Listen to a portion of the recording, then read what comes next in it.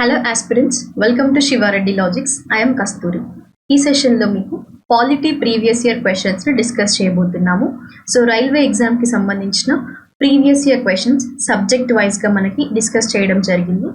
పాలిటీలో already మీకు 2 sessions తీసుకోవడం జరిగిందండి. ఇది మీకు 3rd session. Okay, so previous classes కూడా ఒకవేళ ఎవరైనా మిస్ అయ్యి ఉంటే మీకు ఆల్రెడీ శివారెడ్డి లాజిక్స్ యూట్యూబ్ ఛానల్లో సపరేట్ ప్లేలిస్ట్ క్రియేట్ చేయడం జరిగింది.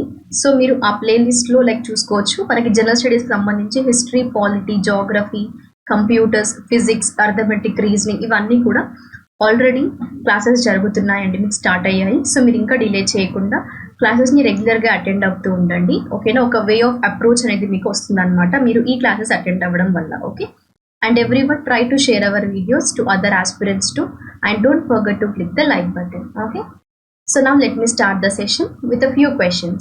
And one more thing, end of the session lo meeku few questions kuda ivvadam jarugutundi, so that you need to answer for those questions in the comment section. Okay, now let me start the session with the first question. The first Indian woman judge of the Supreme Court of India was భారతదేశం supreme court మొదటి భారతీయ మహిళా న్యాయమూర్తి ఎవరు? Or Bhanumathi, Fathima Beevi, Indira Banerjee or Indu Malhotra. So ఇక్కడ చూసుకోండి, మనకి first Indian women judge of supreme court of India ఎవరు అంటే ఫాతిమా బీవి గారు. సో ఈవెన్ తను ఎప్పుడు అపాయింట్ అయ్యారు supreme court of India as apex court అని కూడా అంటాం కదా. And also this is the highest court that any civil cases వీటికి సంబంధించిన the last and highest approach ఏదండి మనకి ఏ court, that is supreme court. అవునా, సో ఫాతిమా బీవి గారు ఎప్పుడు అపాయింట్ అవ్వడం జరిగింది అంటే మనకి 1989లో అపాయింట్ అవ్వడం జరిగింది. అండ్ ఫాతిమా బీవి గారు ఇండియా యొక్క ఉమెన్ జడ్జిగా సుప్రీం కోర్ట్ అపాయింట్ అయ్యారు. And also even the first Muslim women అండి ఈ యొక్క పర్టిక్యులర్ జ్యుడిషియరీలో అపాయింట్ అయిన పర్సన్, ఫస్ట్ ముస్లిం ఉమెన్ కూడా. ఓకేనా, దట్ ఈస్ అంటే ఎస్పెషల్గా హయ్యర్ జ్యుడిషియరీస్లో అపాయింట్ అయిన మొట్టమొదటి ఉమెన్ జడ్జిగా, ముస్లిం ఉమెన్ జడ్జిగా కూడా ఫాతిమా బీవి గారికి సిగ్నిఫికెన్స్ ఉంది. And also one more thing మీరు చూసుకోవాలి, సుప్రీం కోర్ట్కి సంబంధించిన ఆర్టికల్ అండి. ఏంటా ఆర్టికల్ మనకి ఇండియన్ కాన్స్టిట్యూషన్లో ఆర్టికల్ 124 అనేది, that is the supreme court of India has been constituted and established. Okay, article 124 అనేది. అండ్ ప్రస్తుతం ఉన్న చీఫ్ జస్టిస్ ఆఫ్ ఇండియా ఎవరండి మనకి, దట్ ఈస్ ఎన్నో చీఫ్ జస్టిస్ మరి ఈసారి ఉన్నది అంటే 58th చీఫ్ జస్టిస్ అండి. 2022లో అపాయింట్ అవ్వడం జరిగింది. ఆ పర్సన్ ఎవరు, దట్ ఈస్ డివై చంద్రచూడ్ గారు అపాయింట్ అవ్వడం జరిగింది. అండ్ డివై చంద్రచూడ్ గారి కంటే ముందుగా వ్యవహరించింది ఎవరు మనకి యుయు లలిత్ గారు 49th సిజేఐగా చీఫ్ జస్టిస్ ఆఫ్ ఇండియాగా వ్యవహరించారు. ప్రస్తుతం మనకి డివై చంద్రచూడ్ గారు చీఫ్ జస్టిస్ ఆఫ్ ఇండియాగా వ్యవహరించడం జరుగుతుంది. ఓకేనా, సో ఆర్టికల్ మనకి ఎన్నో ఆర్టికల్ అండి. ఆర్టికల్ 124 అనేది సుప్రీం కోర్ట్ ఆఫ్ ఇండియా యొక్క ఎస్టాబ్లిష్మెంట్ గురించి కాన్స్టిట్యూషన్లో మనకి మెన్షన్ చేయడం జరిగింది. So first Indian women judge of supreme court of ఇండియాగా అపాయింట్ అయింది ఎవరు అంటే ఫాతిమా బీవి గారు. ఎప్పుడు అపాయింట్ అయ్యారు అంటే 1989లో అపాయింట్ అవ్వడం జరిగింది. క్లియర్ కదా ప్రతి ఒక్కరికి ఇన్ఫర్మేషన్ అండి. నెక్స్ట్ కాన్సెప్ట్కి వెళ్దాం, క్వశ్చన్స్కి వెళ్దాము. నీతి Aayog is a policy think tank of the government of India, it is replaced by. Okay, so నీతి ఆయోగ్ అనేది భారత ప్రభుత్వం యొక్క పాలసీ థింక్ ట్యాంక్ అండి. ఇది భర్తీ చేయబడింది. దేన్ని రీప్లేస్ చేస్తూ నీతి ఆయోగ్ అనేది ఎస్టాబ్లిష్ చేసింది గవర్నమెంట్ ఆఫ్ ఇండియా అంటే finance commission of India, election commission of India, national development council, planning commission of India. Okay, so ఇక్కడ మీరు చూసుకోండి ఏదండి మనకి నీతి ఆయోగ్ దేన్ని రీప్లేస్ చేస్తూ ప్లానింగ్ కమిషన్ ఆఫ్ ఇండియా. మనకి ప్లానింగ్ కమిషన్ ఆఫ్ ఇండియా ఎప్పుడు ఏర్పాటైందండి 1950లో 1950లో ఎస్టాబ్లిష్ అయింది. సో నీతి ఆయోగ్ ఎప్పుడు ఫామ్ అయింది మరి దీన్ని రీప్లేస్ చేస్తూ అంటే ప్లానింగ్ కమిషన్ని రీప్లేస్ చేస్తూ NITI Aayog policy think tank of government of ఇండియాగా రీప్లేస్ చేస్తుంది. ఎప్పుడు రీప్లేస్ చేసింది, ఎప్పుడు ఫామ్ అయింది అంటే that is on 1st January 2015 అండి. ఎప్పుడండి 1st January 2015. అండ్ నీతి ఆయోగ్ యొక్క ఫస్ట్ చైర్పర్సన్గా ఎవరు వ్యవహరించారు అంటే that is prime minister Narendra Modi గారు ఫస్ట్ నీతి ఆయోగ్ యొక్క చైర్పర్సన్గా వ్యవహరించడం జరిగింది. ఎప్పుడు అపాయింట్ అయ్యారు మీన్స్ ఎప్పుడు ఛార్జ్ తీసుకున్నారు అంటే 8th February 2015లో అండి the first chairperson of NITI Aayog. And గుర్తుపెట్టుకోండి నీతి ఆయోగ్ యొక్క చైర్పర్సన్ ఎవరు అంటే ప్రైమ్ మినిస్టర్ ఆఫ్ ఇండియానే నీతి ఆయోగ్ యొక్క చైర్పర్సన్గా వ్యవహరించడం జరుగుతుంది. ఓకేనా, అండ్ కమెంట్స్లో ఇక్కడ మీకు క్వశ్చన్ ఏంటి అంటే నీతి ఆయోగ్ యొక్క ఫుల్ ఫామ్ని కమెంట్ సెక్షన్లో మెన్షన్ చేయండి. ఓకేనా, ప్రీవియస్గా కూడా మనం ఆల్రెడీ డిస్కస్ చేసాము. సో అందుకే నేను ఇక్కడ మీకు జస్ట్ ఒక వర్క్ లాగా ఇచ్చాను క్వశ్చన్. ఓకే, సో ఇక్కడ మనకి ఆన్సర్ ఏంటంటే ప్లానింగ్ కమిషన్ ఆఫ్ ఇండియాని రీప్లేస్ చేస్తూ నీతి ఆయోగ్ అనేది గవర్నమెంట్ ఆఫ్ ఇండియా యొక్క పాలసీ థింక్ ట్యాంక్ గా ఎస్టాబ్లిష్ అవ్వడం జరిగింది. ఓకేనా, నెక్స్ట్ క్వశ్చన్ కి వెళ్దాము. When was the none of the above, that is NOTA option అనేది ఫస్ట్ ఏ అసెంబ్లీ ఎలక్షన్ ఇండియాలో జరిగిన దాంట్లో యూజ్ చేశారు అని. ఓకేనా, భారతదేశంలోని అసెంబ్లీ ఎన్నికల్లో నన్ ఆఫ్ ద అబవ్ ఎంపికను ఎప్పుడు ఉపయోగించారు? ఆగస్ట్ 1947, నవంబర్ 2013, జనవరి 1915, అక్టోబర్ 2000 అండి. ఎప్పుడు ఫర్ ద ఫస్ట్ టైం ఈ నన్ ఆఫ్ ద అబవ్ ఆప్షన్ని ఏ అసెంబ్లీ ఎలక్షన్స్లో యూజ్ చేశారు అంటే that is in the year, wait a minute అండి. ఓకే, మనకి ఏ ఇయర్లో యూజ్ చేయడం జరిగింది, ఏ అసెంబ్లీ ఎలక్షన్స్ ఇండియాలో జరిగినప్పుడు అంటే నవంబర్ 2013 ఎలక్షన్స్లో ఈ none of the above option NOTA ఆప్షన్ని ఫస్ట్ టైం యూజ్ చేశారండి. ఓకేనా, ఇది మీకు స్టాటిక్ పార్ట్లో కూడా కవర్ అయ్యే ఛాన్సెస్ ఉంటాయి క్వశ్చన్స్ అనేవి. Next, who is the highest law officer of the government of India? భారత ప్రభుత్వ అత్యున్నత న్యాయాధికారిగా ఎవరు? Major general of gendarmerie or controller and auditor general of India, advocate general of the state or else attorney general of India? ఎవరండి?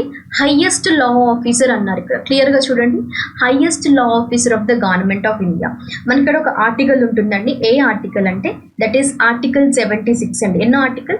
Article 76 అనేది దేని represent చేస్తుంది? ఎవరి అపాయింట్మెంట్ గురించి అంటే ఇండియా యొక్క హైయెస్ట్ లా ఆఫీసర్ని ఎవరు రికమెండ్ చేస్తారు? That is appointed by president అండి. Okay, during the pleasure of ప్రెసిడెంటే ఆ person like highest law officer అనేవారు తీసుకోవడం జరుగుతుంది, లైక్ హోల్డ్ చేయడం జరుగుతుంది ఆఫీస్ని.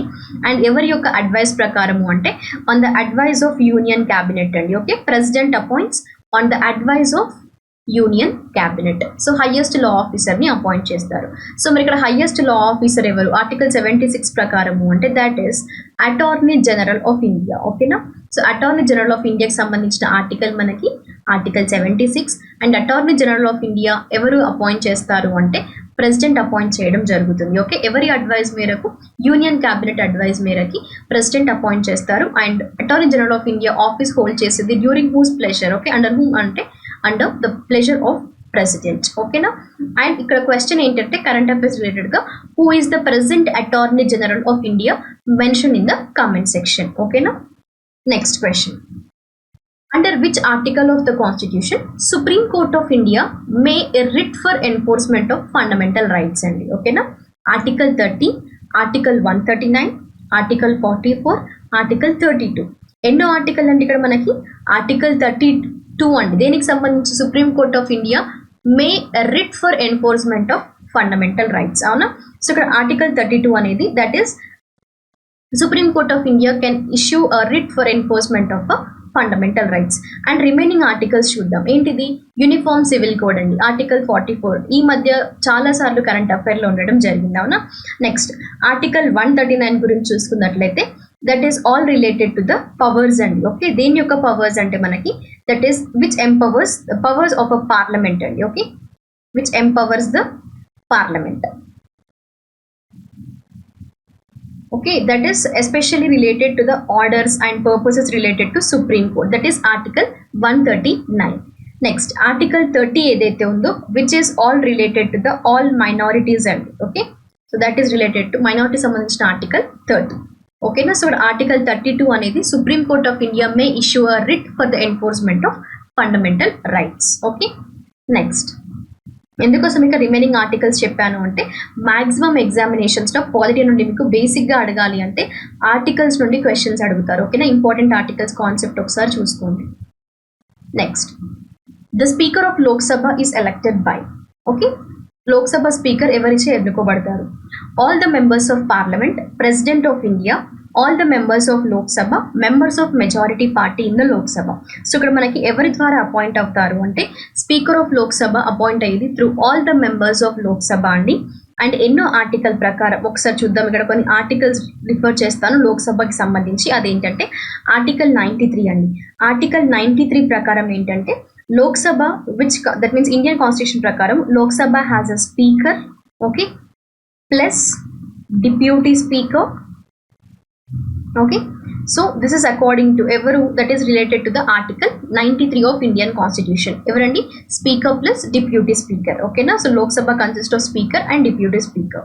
And ikkada speaker of Lok Sabha evariche ennikavtaru ante all the members of Lok Sabha. Okay, and next one thing ఇక్కడ ఏంటంటే మీరు చూసుకోవాల్సింది ఇంకొక ఏరియా, లైక్ క్వశ్చన్ ఇది మీకు అంటే కరెంట్ అఫైర్స్ రిలేటెడ్గా ప్రస్తుతం ఉన్న స్పీకర్ ఆఫ్ లోక్సభ ఎవరు అనేది కూడా కమెంట్ సెక్షన్లో మెన్షన్ చేయండి. ఎందుకంటే ప్రతి చోట నేను ఇక్కడ మీకు ఎందుకు చెప్తున్నాను, లైక్ క్వశ్చన్ రైజ్ చేస్తున్నాను అంటే మళ్ళీ మీకు స్ట్రాటజీగా లైక్ ప్రెసెంట్గా ఉన్న whom is who. Okay, so ఏ పొజిషన్కి ఎవరు ఉన్నారు అనే క్వశ్చన్స్ చాలాసార్లు మ్యాచ్ ద ఫాలోయింగ్గా కూడా అడుగుతున్నారు కాబట్టి సో అందుకే నేను ఇక్కడ మీకు వర్క్గా ఇస్తున్నాను. బికాస్ మీరు ఒకసారి వెళ్ళి ఆ ఏరియాస్ని మీరు ఒకసారి చదివితే మీకు అది ఈజీగా గుర్తుంటుంది. నేను క్లాస్లో చెప్పేసేయచ్చు, బట్ మీరు ఇక్కడ క్లాస్ విని వదిలేస్తారు.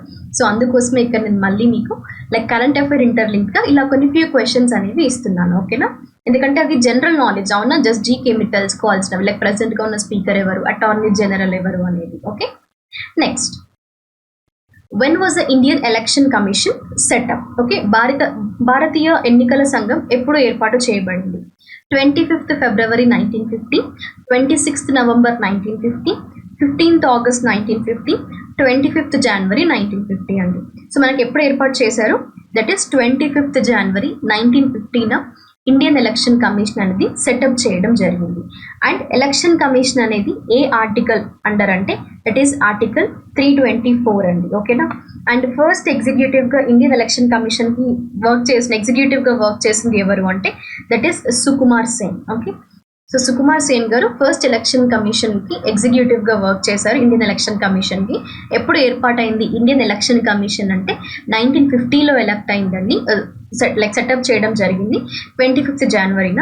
ఇక్కడ ఇండియన్ ఎలక్షన్ కమిషన్ యొక్క ఆర్టికల్ ఏంటి అంటే మనకి that is article 324. Okay, and ఇప్పుడు ఇక్కడ కూడా సేమ్ క్వశ్చన్ మళ్ళీ ప్రెసెంట్గా ఉన్న ఎగ్జిక్యూటివ్ ఎవరు మనకి? ఓకే, ఇండియన్ ఎలక్షన్ కమిషన్కి. ఓకేనా, next in the context of Indian constitution which of the following is correctly matched? Okay, ఏది కరెక్ట్గా మ్యాచ్ చేయండి అన్నారు. మళ్ళీ క్వశ్చన్ ప్రాపర్గా చదవండి. ఓకేనా, కొన్నిసార్లు ఇక్కడ మన క్వశ్చన్లో ఇన్కరెక్ట్లీ మ్యాచ్ అని కూడా అంటారు. ఓకేనా, సో అందుకే ఇలాంటి క్వశ్చన్స్ని మీరు ప్రాపర్గా చూసుకోవాలి. లైక్ పార్ట్స్ కానీ స్కెడ్యూల్స్ కూడా ఇస్తుంటారు కొన్నిసార్లు.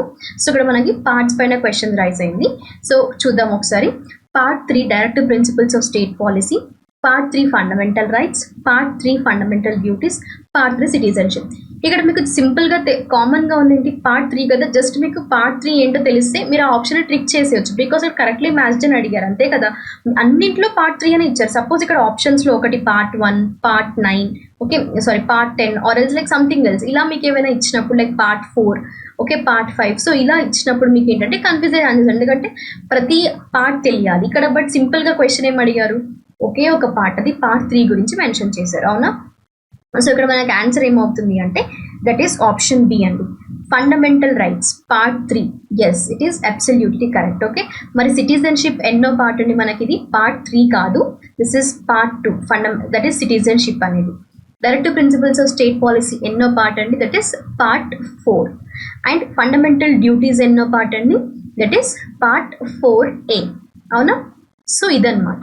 లైక్ రిమైనింగ్ ఆప్షన్స్ కూడా నేను ఇక్కడ ఎక్స్ప్లెయిన్ చేశాను, ఎందుకంటే ఈ పార్ట్స్ గురించి కూడా ఇండియన్ కాన్స్టిట్యూషన్లో చాలాసార్లు క్వశ్చన్స్ అనేవి రైజ్ అయ్యాయి మీకు. ఓకేనా, next who was the president of the constituent assembly of India after independence అన్నారు. Okay, Acharya Narendra Dev, doctor B R Ambedkar, C Rajagopalachari, doctor Rajendra Prasad. ఎవరండి ఇక్కడ మీరు ఆన్సర్ చూసుకోండి, that is option D, doctor Rajendra Prasad garu after independence తర్వాత కూడా చూసుకుంటే president of constituent assembly of ఇండియాకి ప్రెసిడెంట్గా వ్యవహరించారు. And also the food and agriculture ministry which was under doctor Rajendra Prasad and that is in the Jawaharlal Nehru ministry అండి.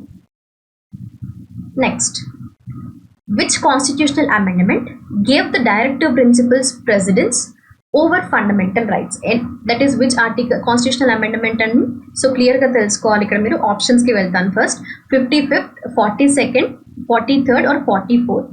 So ఇక్కడ మనం చూసుకున్నట్లయితే 42nd అమెండ్మెంట్ ఏదైతే ఉందో, okay, so that is related to the directive principles అండి which precedence over the fundamental rights. Okay, so even 42nd amendment act ఏదైతే ఉందో ఏ ఇయర్ది 1976, it is also known as what అండి, మినీ కాన్స్టిట్యూషన్ ఆఫ్ ఇండియా అని కూడా అంటారు. ఎందుకోసము? Amendments అంటేనే ఏంటి, సింపుల్గా మనకి చెప్పాలంటే లైక్ ఎక్కువగా చేంజెస్ అనేది. అవునా, so 42nd it is also known as mini constitution of India. like many changes were done with this Amendment Act of 1976, that is 42nd Amendment Act of 1976 అండి. అండ్ ఆల్సో 42nd అమెండ్మెంట్ మనకి ప్రియంబుల్లో కూడా ఒక 3 వర్డ్స్ని add చేసింది. ఏంటా 3 words మరి? That were socialist, yes, secular and integrity. So ఈ 3 వర్డ్స్ని కూడా మనకి 42nd constitutional amendment act of 1976 ప్రకారమే ప్రియంబుల్లో కూడా ఈ 3 వర్డ్స్ని యాడ్ చేయడం జరిగింది. Is it clear everyone? Next, from which constitution has the fundamental rights in the Indian constitution drawn? Okay, భారత రాజ్యాంగంలోని ప్రాథమిక హక్కులు ఏ రాజ్యాంగం నుండి పొందబడ్డాయి? Britain, Switzerland, united states or Soviet union? One thing ఏంటంటే ఎప్పుడు కానీ మీరు చూసుకోవాల్సింది salient features of Indian constitution అండి. ఇది చాలా ఇంపార్టెంట్ ఏరియా, మీకు ఎగ్జామినేషన్లో మీరు చదవాల్సింది పాలిటీ నుండి. అండ్ సెకండ్ వన్ ఏంటంటే మనకి అదర్ కాన్స్టిట్యూషన్ నుండి ఇండియన్ కాన్స్టిట్యూషన్కి మనవి బారో చేసుకున్నవి ఏంటి? ఓకేనా, borrowed from other nations.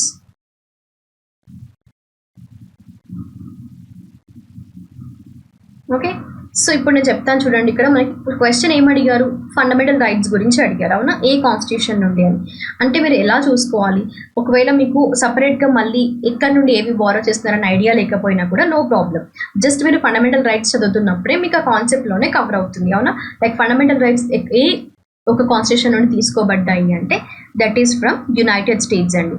And United states నుండి ఇంకా అదర్ ఫీచర్స్ ఏం బారో చేసుకున్నారు లైక్ ఫండమెంటల్ రైట్సే కాకుండా అంటే you can have a glance here. Okay, supreme court and high court judges removal గురించి యునైటెడ్ స్టేట్స్ నుండే బారో చేసుకోవడం జరిగింది. And also impeachment of president అండి. ఓకే, ప్రెసిడెంట్ యొక్క ఇంపీచ్మెంట్ అంటే removal, that means like removal అని యూజ్ చేయరు ఇండియన్ కాన్స్టిట్యూషన్లో, ఇంపీచ్మెంట్ అనే పదమే యూజ్ చేస్తారు ప్రెసిడెంట్కి సంబంధించి అయితే స్పెసిఫిక్గా గుర్తుపెట్టుకోండి. ఓకేనా, and also functions of president and vice president అండి. Okay, and even related to judicial review, right? So ఈ కాన్సెప్ట్ని కూడా మనకి యునైటెడ్ స్టేట్స్ నుండి బారో చేసుకోవడం జరిగింది. And Soviet union, okay, that is USSR నుండి చూసుకున్నట్లయితే రష్యా నుండి. సో మనకి ఫండమెంటల్ డ్యూటీస్ అండి, ఇది మేజర్ ఐడియా అనమాట. Okay, fundamental duties ideals of justice. Okay, and next even Britain నుండి చూసుకున్నట్లయితే మనకి లైక్ రూల్ ఆఫ్ లా, ఇప్పుడు ప్రస్తుతం ఉన్న పార్లమెంటరీ గవర్నమెంట్, ఇవన్నీ కూడా మనకి బ్రిటన్ నుండి బారో చేసుకోవడం జరిగింది. ఓకే, ఎందుకంటే రిమైనింగ్ అదర్ ఏరియాస్ కూడా మీకు ఐడియా ఉండాలి. ఎందుకంటే లైక్ చెప్పాను కదా, ఖచ్చితంగా ఈ ఏరియా నుండి క్వశ్చన్స్ అయితే వస్తాయి. ఎందుకంటే చాలాసార్లు మీకు రైల్వే ఎగ్జామ్స్లో ఏ కాన్స్టిట్యూషన్ నుండి పర్టిక్యులర్ ఫీచర్ని బారో చేశారు అనేవి చాలాసార్లు అడిగారండి. ఓకేనా, next, how many languages are enlisted in the 8th schedule of our Indian constitution? Okay, so 8వ షెడ్యూల్లో ఎన్ని భాషలు చేర్చబడ్డాయి భారత రాజ్యాంగంలో అంటే 23, 22, 21, 25 అండి. ఎన్ని? దట్ ఈస్ 22 అఫీషియల్ లాంగ్వేజెస్ అండి 8th షెడ్యూల్లో ప్లేస్ చేయడం జరిగింది. అండ్ దీంట్లో నేను ఒకసారి చెప్తాను చూడండి. లైక్ మనకి కొన్ని ఇయర్స్ మెన్షన్ చేసినట్లయితే 1967లో ఏ లాంగ్వేజ్ యాడ్ చేశారు 8th షెడ్యూల్లో అంటే సింధీ లాంగ్వేజ్ యాడ్ చేయడం జరిగింది. దీని తర్వాత మళ్ళీ ఒక 3 more లాంగ్వేజెస్ యాడ్ చేశారు. ఎప్పుడంటే మనకి 1992లో ఇంకొక 3 లాంగ్వేజెస్ యాడ్ చేశారు. అవి ఏంటంటే కొంకణి, మణిపురి అండ్ నేపాలి అండి. Okay, Manipuri and Nepali. So these 3 were added in 1992. And దీని తర్వాత కూడా మళ్ళీ 2004లో కూడా కొన్ని లాంగ్వేజెస్ యాడ్ చేశారు. అవి ఏంటంటే Bodo, Dogri, Maithili and Santali. Okay, Maithili and Santali. So ఈ లాంగ్వేజెస్ 2004లో యాడ్ చేయడం జరిగింది 8th షెడ్యూల్లో. సో ఓవరాల్గా ఇప్పుడు ఎన్ని లాంగ్వేజెస్ ఉన్నాయి 8th షెడ్యూల్లో ఇండియన్ కాన్స్టిట్యూషన్లో ఎన్లిస్ట్ చేశారు అంటే 22 అండి, 22 అఫీషియల్ లాంగ్వేజెస్ అనేవి. సో ఇవి ఎందుకోసం ఇక్కడ చెప్పాను అంటే ప్రీవియస్ ఇయర్ క్వశ్చన్స్లో మీకు వీటిపైన కూడా క్వశ్చన్స్ రైజ్ చేయడం జరిగింది. Suppose like Sindhi language 8th షెడ్యూల్లో ఎప్పుడు ఎన్లిస్ట్ చేయడం జరిగింది అంటే ఇయర్ అడిగినప్పుడు మీరు ఆన్సర్ చేయాలి 1967 అని. సో వీటిపైన చాలాసార్లు ప్రీవియస్ ఇయర్ క్వశ్చన్స్ వచ్చాయి మీకు ఎగ్జామ్స్లో, అందుకే నేను ఈ ఏరియాస్ని కూడా ఫోకస్ చేయడం జరిగింది. ఓకేనా, నెక్స్ట్ క్వశ్చన్కి వెళ్దాము. ఏంటన్నది Hindi was declared as the official language of union under the article of Indian constitution. Okay, A article ప్రకారం అన్నారు? 333, 345, 334 ఆర్ 343 అండి. ఎన్నో ఆర్టికల్ ప్రకారం అంటే ఇక్కడ మనకి దట్ ఈస్ ఆర్టికల్ 343 ప్రకారము హిందీని అఫీషియల్ లాంగ్వేజ్ ఆఫ్ యూనియన్ గా ఇండియన్ కాన్స్టిట్యూషన్ లో డిక్లేర్ చేయడం జరిగిందండి. ఓకేనా. మరి ఇక్కడ ఆర్టికల్ 333 ఏంటంటే that is all related to the number of Anglo Indian members అండి. ఓకే. అండ్ ఆర్టికల్ 345 ఏదైతే ఉందో so which is all related to ఒక state to another state communication related గా ఈ ఆర్టికల్ 345 అనేది లైక్ అఫీషియల్ పర్పస్ గా use చేయడానికి అనమాట. Okay, language communication. And article 334 గురించి చూసుకున్నట్లయితే ఈ యొక్క ప్రొవిజన్ దేని గురించి అంటే that is reservation to scheduled caste and scheduled tribes అండి. Okay, so that is all related to the reservation of seats of scheduled caste and scheduled tribes. Okay, so these were the remaining articles. ఎందుకంటే ప్రతి చోట articles ఉన్నప్పుడు నేను మీకు explain చేస్తున్నాను because just ఒక overview, at least మీకు already idea ఉన్నా కూడా ఇక్కడ రివిజన్ పర్పస్లో కూడా ఇవి కవర్ అవుతాయి కాబట్టి నేను ఇక్కడ చెప్తున్నాను. ఓకేనా. Next, which amendment of the Constitution of India deals with the abolition of right to property as a fundamental right? Okay, భారత రాజ్యాంగంలోని ఏ సవరణ ఆస్తి హక్కును ప్రాథమిక హక్కుగా రద్దు చేయడంతో వ్యవహరిస్తుంది? 37th, 42nd, 48th or else 44th. A amendment అండి మనకి? 44th. ఎందుకంటే ప్రీవియస్ గా 7 ఫండమెంటల్ రైట్స్ ఉండే, అంటే అప్పుడు రైట్ టు ప్రాపర్టీ కూడా ఫండమెంటల్ రైట్ లో ఉండే అనమాట. బట్ లేటర్ అనేది డిలీట్ చేయడం జరిగింది. సో లైక్ దేని వల్ల అబాలిష్ చేశారు అంటే ఏ అమెండ్మెంట్ ద్వారా అంటే 44th అమెండ్మెంట్ ద్వారా. అంటే ప్రస్తుతం ఎన్ని ఫండమెంటల్ రైట్స్ ఉన్నాయి? 6 ఫండమెంటల్ రైట్స్ ఉన్నాయండి. రైట్ టు ప్రాపర్టీ అనేది 44th amendment 1978 okay constitution of India అనేది ఈ అబాలిషన్ తో వ్యవహరించింది అనమాట. ఓకే, 44th అమెండ్మెంట్ ద్వారా.